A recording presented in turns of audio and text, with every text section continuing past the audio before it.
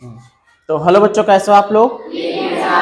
तो हम लोग आ गए हैं गणित के एक नए टॉपिक पर, क्योंकि चल रहा था चैप्टर एल्जेब्रिक एक्सप्रेशन का, यानी कि बीजीय व्यंजक का। तो हम लोगों ने पहले ये जान लिया था कि बीजीय व्यंजक क्या होते हैं, चर अचर क्या होते हैं, कैसे बीजीय व्यंजक बनता है। फिर ये भी जान लिया था कि बीजीय व्यंजकों का भाग किस तरीके से होता है। और अब आज के टॉपिक में हम ये जानेंगे कि भाग द्वारा कैसे ये पता लगाएं कि कोई बीजीय व्यंजक किसी दूसरे बीजीय व्यंजक का गुणनखंड है कि नहीं है, उसका फैक्टर है कि नहीं है। मैंने पहले भी आपको बताया था कि अगर कोई ऐसी संख्या हो जिसके कुछ गुणनखंड हो, तो जितने भी गुणनखंड होते हैं अगर उनसे उस संख्या को भाग दिया जाता है तो वो संख्या पूरा पूरा कट जाती है, यानी कि शेष क्या बचता है? 0। तो यही तरीका हमको इस्तेमाल करना है इन सवालों में, फैक्टर बाय डिवीजन, यानी कि भाग करके हमको फैक्टर ढूंढना है कि वो फैक्टर है कि नहीं है। एक तरीके से ये चेक करने वाली चीज है। जैसे पहला क्वेश्चन कह रहा कि x + 6 is a factor of x² - x - 42। मतलब जो x + 6 है वो x² - x - 42 का गुणनखंड है कि नहीं है, ये आपको चेक करना है। अभी तो हम इसको, क्योंकि भाग विधि से देखना है तो भाग विधि से हम देख लेंगे, नहीं तो इसका एक और तरीका होता है, आगे जब पढ़ोगे तो बता देंगे आपको, कि इसमें से सीधा सीधा x का मान निकाल के इसमें रख दिया जाता है और 0 हो जाता है, तब भी पता लग जाता है। लेकिन अभी हम आपको बताएंगे भाग विधि से।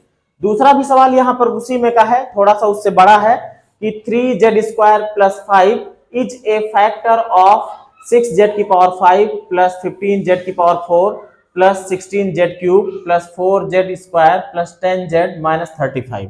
तो दोनों सवालों को अभी हम करके देखेंगे और ये पता लगाएंगे कि क्या वो फैक्टर है कि नहीं है। तो चलिए शुरू करते हैं। इसमें करना क्या होगा, हमको ये चेक करना है कि x + 6 जो है वो इसका फैक्टर है कि नहीं है, यही तो चेक करना है। तरीका कौन सा इस्तेमाल करना है? भाग वाला। तो हम इससे दे देते हैं इसको क्या? भाग। और अगर भाग देने पर शेष 0 आ जाता है तो पक्की बात हो जाएगी कि हाँ ये फैक्टर है, और अगर शेष 0 नहीं आता है तो फिर ये भी पक्का हो जाएगा कि ये इसका फैक्टर नहीं है। तो चलिए शुरू करते हैं। यहां पे हम लिख ले रहे हैं x + 6 और भाग दे रहे हैं किसको? x² - x - 42।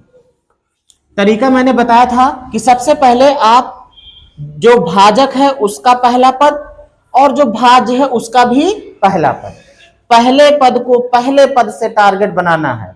मतलब इसका हमको उतनी बार पहाड़ा पढ़ना है या उतनी बार ले जाना है कि ये आए, बाकी से इससे मतलब नहीं है। ठीक है, वो सेट होता चला जाएगा बाद में। तो x है यहां पर x² है, तो अगर x को हम x बार ले जाते हैं तो x का जब x से गुणा होगा तो x² आ जाएगा। तो हम x बार ले जाते हैं, x बार ले जाने का मतलब कि इस x से इस पूरे में गुणा होगा और यहां पर लिखा जाएगा। तो चलिए गुणा करते हैं, तो ये हो जाएगा x² प्लस है तो प्लस लगा दिया, x का जब 6 के साथ होगा तो हो जाएगा 6x। इसके बाद घटाने वाला काम होता है, ऊपर वाले में से नीचे वाला घटता है। तो घटाते समय क्या होता है भाई? चिन्ह जाते हैं बदल, तो हम इनके चिन्ह बदल देंगे। ये प्लस में है, ये भी माइनस में हो गया और ये भी माइनस, दोनों प्लस में थे ना, दोनों माइनस में हो गए। अब पहला वाला देखो, इसको अगर अब हम हल करेंगे तो ये प्लस में है, ये माइनस में है, ये वाला पद हो जाएगा खत्म। अब यहां पे देखो, ऊपर वाला माइनस में था, नीचे वाला भी माइनस में हो गया है। अब जब दोनों माइनस में हो गए तो दोनों आपस में जुड़ जाएंगे। ठीक है, माइनस माइनस जुड़ जाते हैं, प्लस प्लस जुड़ जाते हैं, समान चिन्ह वाले जुड़ जाते हैं और विपरीत चिन्ह वाले घट जाते हैं। तो यहां पर देखो, ये हो जाएगा माइनस का 6x यहां है और 1x यहां है, तो कुल कितने x हो गए? 7x। और आगे जो पद बचा हुआ उसको उतार लेते हैं भाई, माइनस का 42। अब की बार फिर से हमारे लिए इसके लिए टारगेट कौन सा? पहला पद है ना। ये माइनस में है, ये प्लस में हमको लाना, माइनस में है तो हमको यहाँ पे लगाना होगा माइनस। अब इसके बाद देखो, ये x है लेकिन ये 7x है, इसका गुणांक यहाँ पर 7 है और इसका गुणांक यहाँ पे क्या है? 1 है। तो इस गुणांक 1 के द्वारा हमको 7 लाना है, तो 1 में कितने से गुणा होगा तो 7 आएगा, 7 से गुणा होगा, मतलब ये 7 बार जाना है, ये बात पक्की हो गई। दूसरा चीज x था, x ही लाना है, कुछ और लाना नहीं है, हमको पहला ही पद इसमें टारगेट बनाना होता है, बाकी बाद में क्या आता है वो बाद में देखा जाता है। तो -7 से इस पूरे में हम गुणा करेंगे और यहां पर लिखेंगे, तो -7 का जब x के साथ होगा तो हो जाएगा -7x, फिर जब इसमें होगा तो देखो पहले चिन्ह का गुणा कर लेते हैं, प्लस और माइनस का गुणा माइनस, फिर 7 छंग 42। अब क्या होता है, ऊपर वाले में से नीचे वाला घटाया जाता है, और जब घटाते हैं तो चिन्ह जाते हैं बदल, ये माइनस में है तो ये प्लस में हो जाएगा, ये भी माइनस में है, ये भी किस में हो जाएगा, प्लस में। अब ऊपर वाला देखो सेम चीज है, ऊपर माइनस में है और नीचे प्लस में है, तो हल करने पर ये 0 हो जाएगा, मतलब हमारा शेष कितना आ गया, 0। और अगर 0 शेष आ गया है तो ये पक्की बात है कि जो x + 6 है वो इसका गुणनखंड है। अगर 0 ना आता तो फिर ये गुणनखंड नहीं होता। और मजेदार बात ये भी समझ लो, यही नहीं, ये जो x - 7 है ना, ये भी इसका एक गुणनखंड है, मतलब ये दोनों इसके गुणनखंड है। मतलब अगर चेक करना चाहो तो इन दोनों को गुणा करोगे तो ये फिर से मिल जाएगा, है ना। तो यहां पे आंसर में हम लिख देंगे, क्या लिख देंगे कि x + 6 is a factor of किसका, x² - x - 42 इज राइट, सही बात है, ये इसका जो है एक फैक्टर है। अब आते हैं दूसरे सवाल पे, प्रक्रिया वही है, थोड़ा सा सवाल लंबा है तो भाग देने में समय लगेगा, बाकी काम वही करना है। तो हम क्या करेंगे भाई, 3z² + 5 से हम भाग दे देंगे, और किसको भाग देना है, 6z⁵ + 15z⁴ और +16z⁵ और +4z⁴2 + 10z और -35। अब शुरू करते हैं, एक काम करते हैं, इसका जितनी बार पहाड़ा पढ़ेंगे उसको यहां नहीं लिखते हैं, जगह कम है, ऊपर लिख देंगे, ठीक है।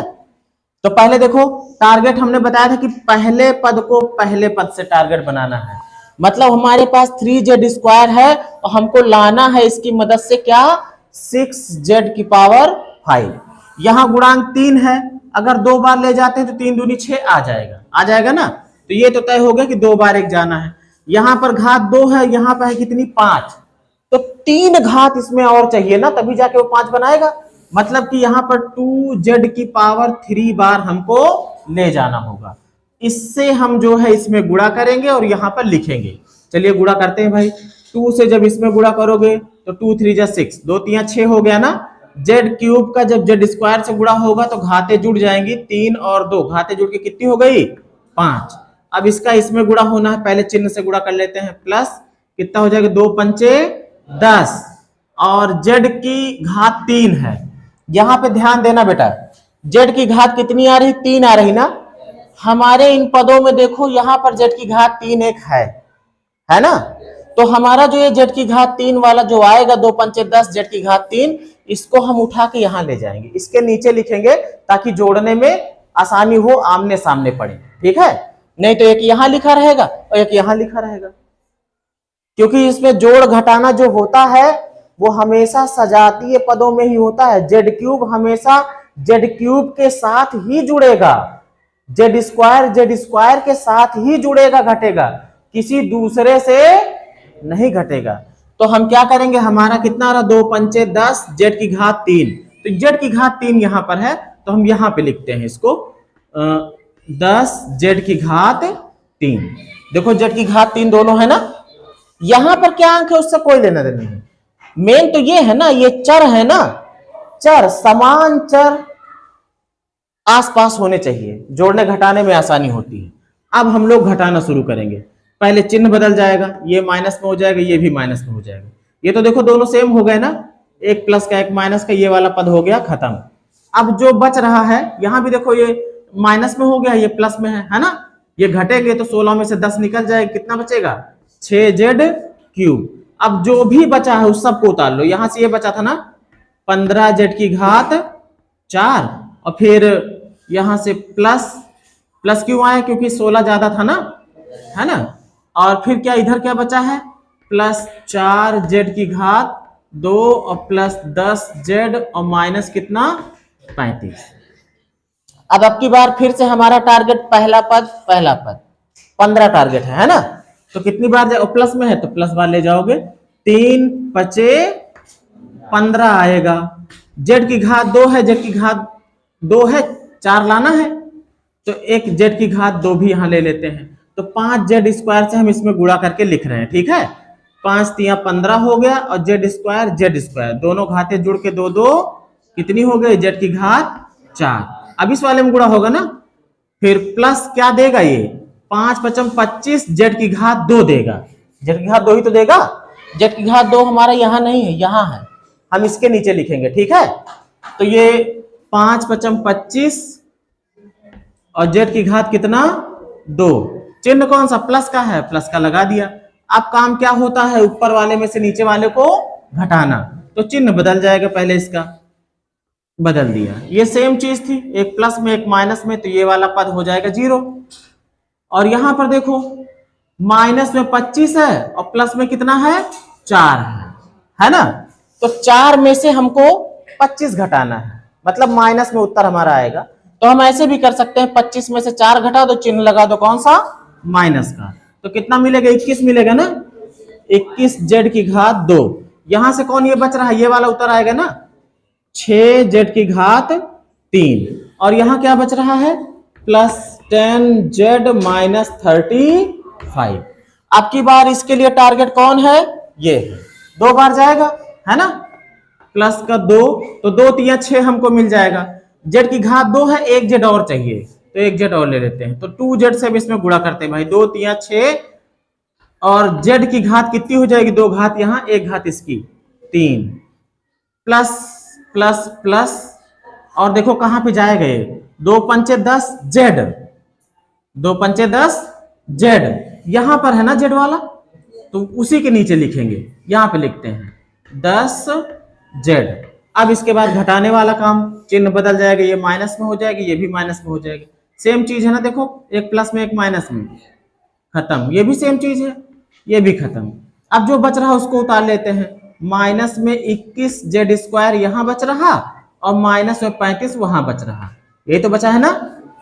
अब इसके लिए टारगेट कौन सा है, ये वाला है ना, माइनस में लाना है, इसलिए हम पहले से यहां माइनस लगा देते हैं, क्योंकि माइनस में ये है और प्लस में ये है, तो माइनस और प्लस का गुणा माइनस हमको मिल जाएगा, तो माइनस मिल जाएगा। दूसरी चीज क्या करना है भाई, 3 है 21 लाना है, तो 7 बार ले जाना होगा, है ना। और z² है ही हमारे पास, z² लाना भी है, तो हमको और z वहां पे लगाने की जरूरत नहीं है। तो माइनस के 7 से इसमें गुणा करते हैं, तो 7 × 3 = 21 z²। अब ये प्लस में है और ये हमारा माइनस में है, तो प्लस माइनस का गुणा कितना हो गया, -7 × 5 = 35। अब इसके बाद ऊपर वाले में से नीचे वाले घटाते हैं, तो पहले चिन्ह बदल जाता है भाई, माइनस में था प्लस हो गया, ये भी माइनस में, ये भी प्लस। और आप देखो प्लस माइनस विपरीत चिन्ह है, सेम चीज है ना। ये पूरा कट के क्या आ जाएगा, 0, मतलब शेष क्या मिल गया। इसका मतलब ये हो गया कि हाँ ये सही है, ये जो है इसका फैक्टर है, ठीक है। तो यहां पे चाहो तो आंसर में लिख सकते हो, yes 3z² + 5 is a factor of, अब किसका फैक्टर है, इस वाले का, बहुत बड़ा सा है, मैं नहीं लिख रहा हूं, ठीक है, लिख लेना। तो ये इस तरीके से भाग विधि के द्वारा हम लोग गुणनखंड ढूंढ लेते हैं। मिलते हैं अगली वीडियो में।